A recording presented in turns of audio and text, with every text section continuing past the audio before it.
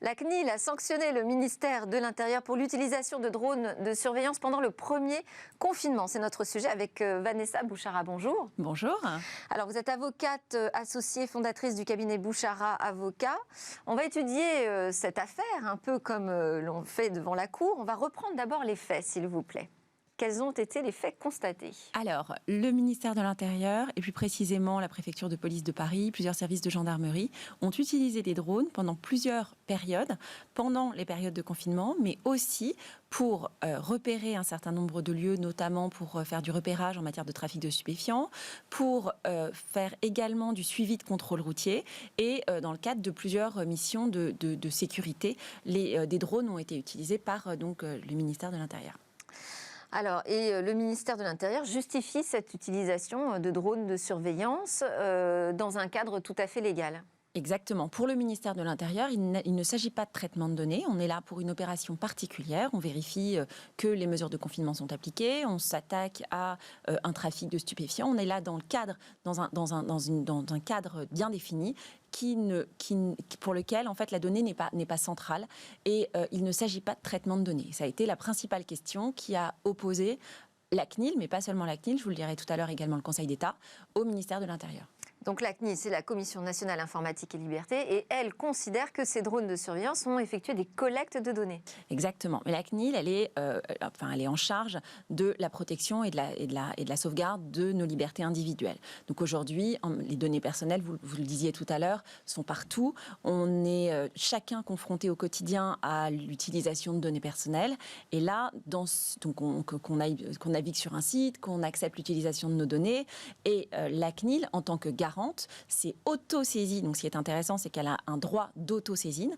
Donc, c'est auto-saisie de ce qu'elle a estimé être une potentielle atteinte aux droits et libertés fondamentales des individus sur leurs données personnelles.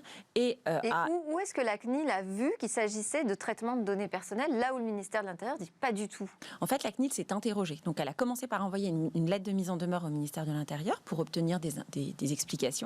Lettre de mise en demeure qui, d'après les informations qui ont été communiquées, n'a fait l'objet d'aucune réponse. Puis, elle a envoyé un questionnaire suite à cette lettre de mise en demeure pour lequel il y a eu un certain nombre de réponses qui ont été apportées.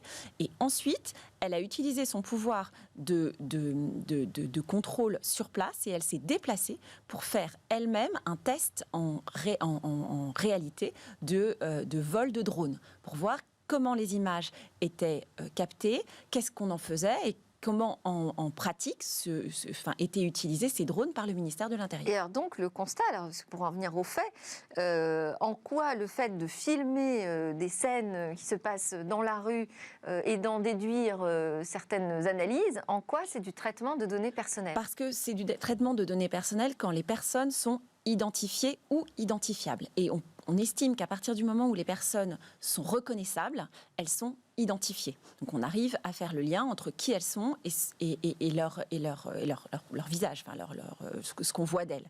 Donc la position du ministère de l'Intérieur, très tranchée, qui consistait à dire qu'il ne s'agit pas d'un traitement de données personnelles, était...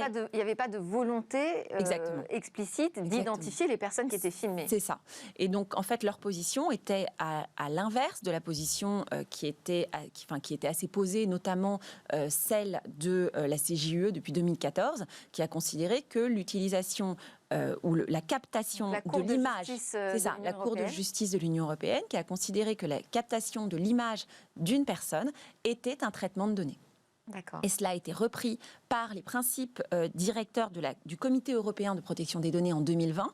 Donc le principe était posé. En réalité, lorsque vous captez l'image d'une personne, même pour d'autres finalités, c'est un traitement de données personnelles. Ce qui a été confirmé par la CNIL et qui a également été confirmé par 2 décisions du Conseil d'État dont on a moins parlé parce que la CNIL, il y a eu de la publicité autour de la décision de la CNIL et ça fait partie de la... Oui, elle a publié récemment un communiqué à ce sujet. Exactement. Et les décisions du Conseil d'État de mai et de décembre vont dans le même sens de la CNIL et considèrent que l'utilisation de drones implique un traitement de données personnelles et que s'il n'y a pas de base légale à ce traitement... drones embarquant des caméras. Exactement. Oui. Et s'il n'y a pas de base légale à ce traitement, on est dans un traitement illicite de données personnelles. D'accord. Alors, il y a eu d'autres manquements qui ont été reprochés, comme l'absence d'analyse d'impact. Oui. Alors l'analyse d'impact, c'est extrêmement intéressant. En fait, ça fait une balance entre les intérêts qu'on pourrait dire extrêmement importants du ministère de l'Intérieur, qui ont besoin de surveiller une manifestation, qui ont besoin de faire des repérages et d'arrêter des gens dans le cadre d'un trafic de stupéfiants, qui a besoin de contrôler le respect ou pas des mesures de confinement, et les droits et libertés fondamentaux des individus. Et en réalité, si la balance est équilibrée, ça peut fonctionner. Et qu'est-ce qu'on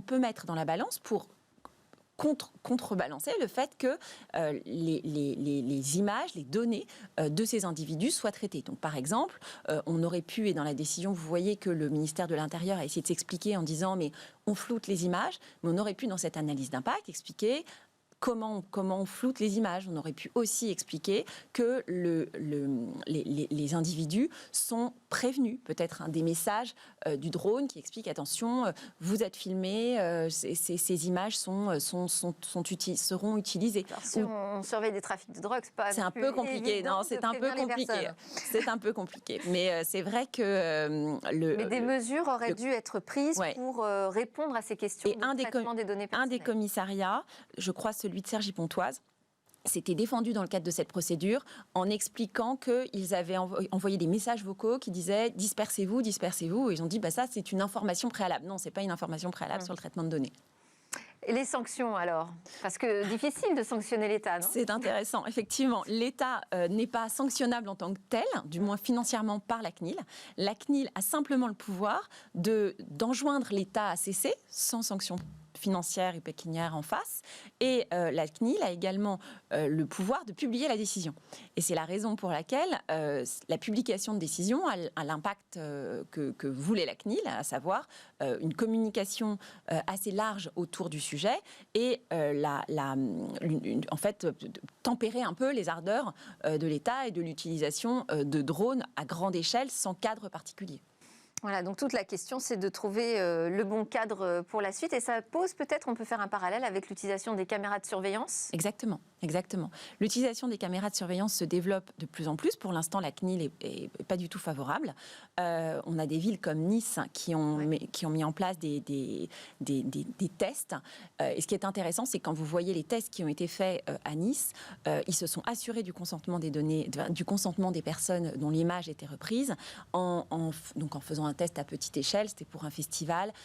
Simplement, les personnes qui rentraient par une entrée particulière, ils avaient des bracelets pour manifester leur consentement. Donc, il y avait tout un process qui était mis en place pour s'assurer du consentement des personnes dont l'image était utilisée. Consentement éclairé. Exactement. Merci beaucoup, Maître Bouchara, avocate associée fondatrice du cabinet Bouchara Avocat, pour justement ces éclairages sur cette question. Avec plaisir. On va tout de suite aborder une autre discussion, des débats autour des messageries instantanées et ce qu'elles font justement de nos données personnelles.